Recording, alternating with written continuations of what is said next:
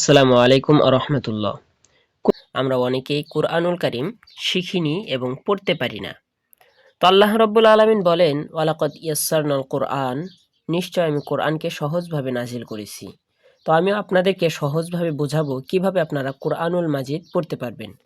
তো কুরআনুল কারীম পড়ার জন্য প্রথমত আপনাকে ৫টা বিষয়ের জ্ঞান থাকতে হবে। এই ৫টা বিষয় যদি আপনি জানেন, আপনি অবশ্যই ১০০% কুরআনুল কারীম পড়তে পারবেন। ৫টি বিষয়ের মধ্য থেকে প্রথম ১ নাম্বার হচ্ছে হরফ, অক্ষর বা বর্ণ, ২ নাম্বার হরকত, ৩ নাম্বার তানবিন, ৪ নাম্বার জজম বা সাকিন এবং ৫ নাম্বার রয়েছে তাসদিদ। তো আমরা এই ৫টি বিষয় ইনশাআল্লাহ ৫টি ক্লাসের মাধ্যমে অর্থাৎ ৫টি ভিডিওর মাধ্যমে আপনাদেরকে শিক্ষা দিয়ে থাকব। তো এতএব যদি চ্যানেলে নতুন হন অবশ্যই চ্যানেলটি সাবস্ক্রাইব করবেন, কারণ তা না হলে পরবর্তী ক্লাসগুলো আপনি মিসও করতে পারেন। তাহলে চলুন প্রথমে জেনে নেই সূচনা। অক্ষর জ্ঞান এটা জানাটা কেমন অপরিহার্য দেখেন, যে কোনো ভাষা শিখতে হলে প্রথমে সেই ভাষার অক্ষর জ্ঞান জানা অপরিহার্য কর্তব্য। অক্ষর জ্ঞান না থাকলে কোনো ভাষায় লেখা দেখে পড়া সম্ভব হয় না। এমনকি মাতৃভাষাও অক্ষর জ্ঞান জানা না থাকলে লেখা দেখে পড়া যায় না। দেখেন, আমরা বাংলা আমাদের মাতৃভাষা, কিন্তু আমরা যদি স্বরবর্ণ, ব্যঞ্জনবর্ণ, কারচিহ্ন এগুলো যদি না জানি তাহলে কিন্তু আমরা বাংলা লেখা দেখেও পড়তে পারবো না। তো সেরকমভাবে কোরআনুল কারীম আরবি ভাষায় লেখা, আরবি ভাষাটাও আমাদের জানতে হবে। কোরআন আরবি ভাষায় অবতীর্ণ হয়েছে। কোরআন সহিহ করে শিখতে হলে আমাদের আগে আরবি হরফগুলো শিখতে হবে। আমাদের যেমন নাম রয়েছে তদ্রূপ আরবি ২৯টি হরফের ২৯টি নাম রয়েছে। তো চলুন আমরা সেই হরফগুলোর নাম সুন্দরভাবে জেনে নিই। আরবি বর্ণমালার পরিচয়। বিসমিল্লাহির রহমানির রহিম। প্রথম যে বর্ণটি রয়েছে এই বর্ণটির নাম হচ্ছে আলিফ। আমরা অনেক সময় আলিফ বলতে গিয়ে আলিফ বলে থাকি। আলিফ বললে উচ্চারণটা সঠিক হবে না, আপনাকে আলিফ বলতে হবে। আপনি যদি আলিফ বলেন তাহলে আপনার উচ্চারণটা সঠিক হবে। তো তারপরের যে বর্ণটা রয়েছে সেটা হচ্ছে বা। বা উচ্চারণের সময় একটু দীর্ঘ করে পড়তে হবে। এক লেখা আছে, অর্থাৎ এখানটায় ১ সেকেন্ড পরিমাণ আপনি টানবেন, তাহলে আপনার উচ্চারণটা সঠিক হবে। বা। এবং তারপরের যে বর্ণটি রয়েছে সেটির নাম হচ্ছে তা। বা এবং তা দেখতে কিন্তু একই মতন। বা এর নিচে একটা নোক্তা আছে, তা এর উপরে ২টা নোক্তা, এটা আপনাকে খেয়াল রাখতে হবে। তা উচ্চারণের ক্ষেত্রেও আপনাকে ১ আলিফ পরিমাণ টানতে হবে, অর্থাৎ ১ সেকেন্ড পরিমাণ টানতে হবে। তারপরের যে বর্ণটি রয়েছে সেটি হচ্ছে সা। সা, সা, সা।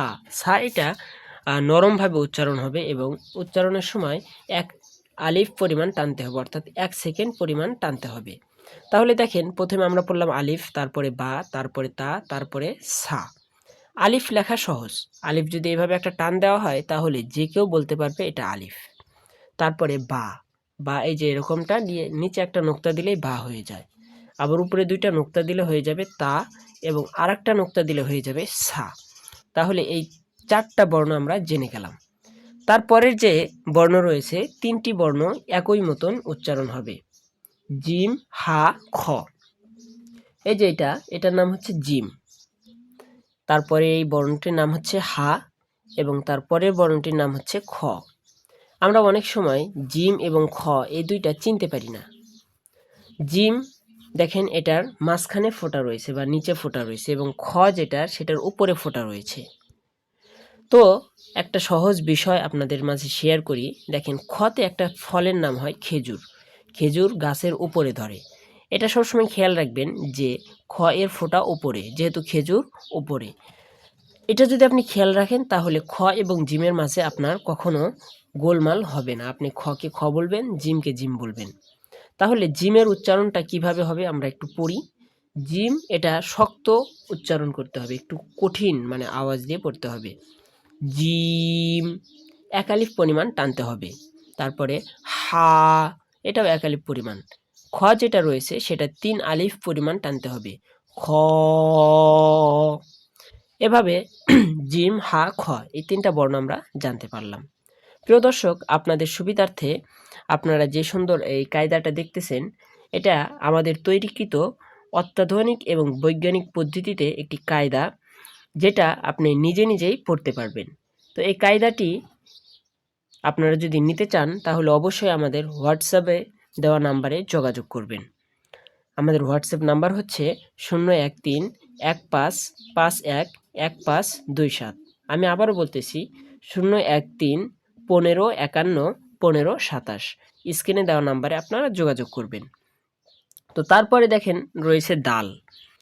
দাল এটা বাংলায় উচ্চারণ দেওয়া রয়েছে, দয়াকার দা ল, দাল। দেখেন এই দালের মাঝখানে কিন্তু আমি ডট ডট চিহ্ন দিয়েছি 3টা। এই ডট ডট 3টা চিহ্নর দ্বারা এটা বোঝাচ্ছে যে এখানে দীর্ঘ করে পড়তে হবে, অর্থাৎ 3 আলিফ পরিমাণ টেনে পড়তে হবে, দাল। তারপরে রয়েছে জাল। জালটাও ওই রকমই, এটা একটু নরমভাবে উচ্চারণ করতে হবে, জাল, এটাও 3 আলিফ টানতে হবে। তারপরে র। র এর নিচে এক লেখা, অর্থাৎ এখানে 1 আলিফ টান হবে। র এটা উচ্চারণের সময় অল্প টান হবে, র। ঠিক আছে, তাহলে আমরা 2টা লাইন শিখলাম। 2টা লাইনে আমরা মোটামুটি 10টা হরফ শিখে গিয়েছি।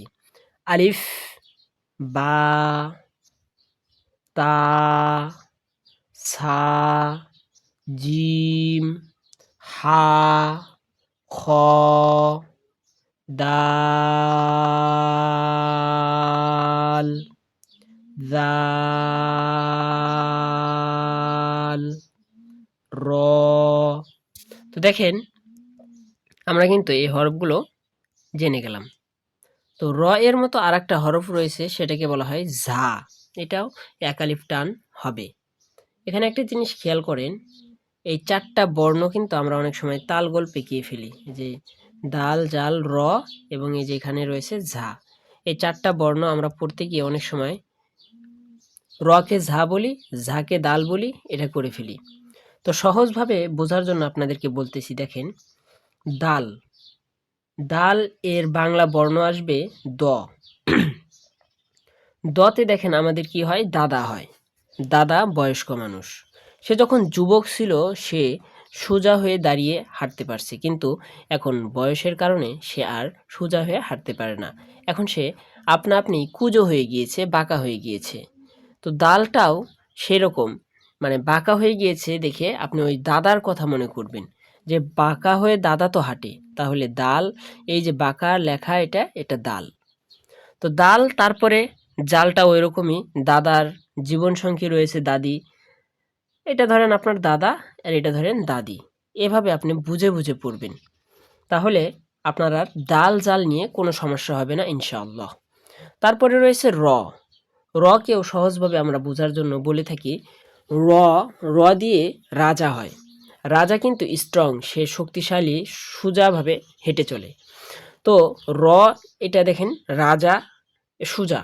এবং তারপরে যে রয়েছে ঝা, এটাকে আমরা রাজার রানী হিসেবে আখ্যা দিয়ে সহজভাবে বোঝার জন্য আর কি বলে থাকি। তাহলে আমাদের জিম এবং খর ভিতর যে পার্থক্যটা, সেটা আমরা বুঝতে পারলাম এখান থেকে, যে জিম, এই যে জিম, এটার ফোঁটা থাকবে নিচে, আর খ এটার ফোঁটা থাকবে উপরে, কারণ খতে খেজুর হয়। তারপরে দাল। দাল এটা দাদা, আর জাল এটা দাদি। কারণ দাল বাঁকা, দাদা বয়সের কারণে বেঁকে যায়, এখানে দালটাও বেঁকে গিয়েছে। তারপরে জাল এটা হলো দাদার সাথী। তারপরে রতে রাজা, এবং ঝাতে হচ্ছে রানী। তাহলে আমরা অনেকগুলো হরফ শিখতে পারলাম। তারপরে হরফ রয়েছে সিন।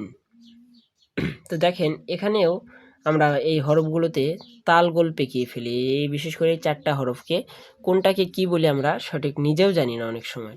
তো খেয়াল করে পড়লে আপনার এই সমস্যাটা আর থাকবে না। তো এটা সিন, এটা উচ্চারণের সময় আপনার মুখ দিয়ে বাতাস বাহির হবে, উচ্চারণের সময় মুখ দিয়ে বাতাস বাহির হবে। এটা সিন। দেখেন আমরা যখন সাইকেলের হাওয়া ছেড়ে দিই তখন এরকম একটা শব্দ হইতো। ইদানিং তো সাইকেল মানুষ সেরকম ব্যবহার করে না। আগে আমরা যখন স্কুলে পড়তাম তখন দেখা যাইতো একজনের সাইকেলের হাওয়া আরেকজন ছেড়ে দিয়ে সে শব্দটা শুনতাম। তো যেই শব্দটা হয় সেটা সিনের উচ্চারণের সময় এই শব্দটা আপনি খেয়াল করবেন। সিন। আর এখানে আপনাকে অনেকটা সময় একটু টানতে হবে, 3 আলিফ পরিমাণ টানতে হবে। এখানে 3 লেখা আছে এবং 3টা ফোঁটা দেওয়া রয়েছে দেখেন। তারপরে হয়েছে শিন, এটা তালব্য শশিকা শি, তালিবর শয় দীর্ঘি শি দন্তের ন শিন, এবং শেষে 3 লেখা আছে অর্থাৎ 3 আলিফ টানতে হবে। তাহলে এখানটায় দেখেন সিন, এটাতে কিন্তু কোনো নোক্তা নেই, ঠিক আছে। শিনের উপরে 3টা নোক্তা আছে, এটা আপনাকে পড়ার সময় একটু খেয়াল করতে হবে। তাহলে সিন উচ্চারণের সময় সাইকেলের হাওয়া যেরকম বাহির হলে শব্দ হয় সেই শব্দটা হবে, আর শিন এটা ওই রকম শব্দ হবে না। তারপরে বর্ণ রয়েছে সোয়াদ, সোয়াদ, সোয়াদ, সোয়াদ, সদ, 3 আলিফ টান হবে, একটু লম্বা করে পড়তে হবে। আপনি যদি এই টানগুলো সুন্দরভাবে দিয়ে পড়েন তাহলে আপনার হরফের উচ্চারণ 80% এখান থেকেই চলে আসবে।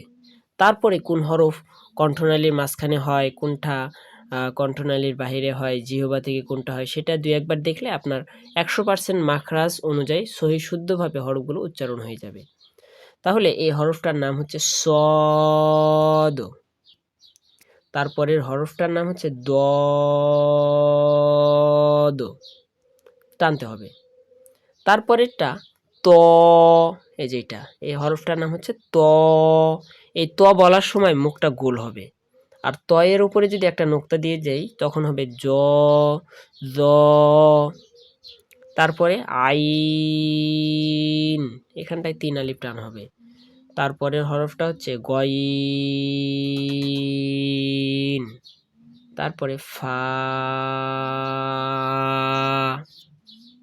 এই হরফগুলো খুব হয়তো দ্রুত চলে যাচ্ছে আপনাদের কাছে মনে হচ্ছে, যেহেতু এটা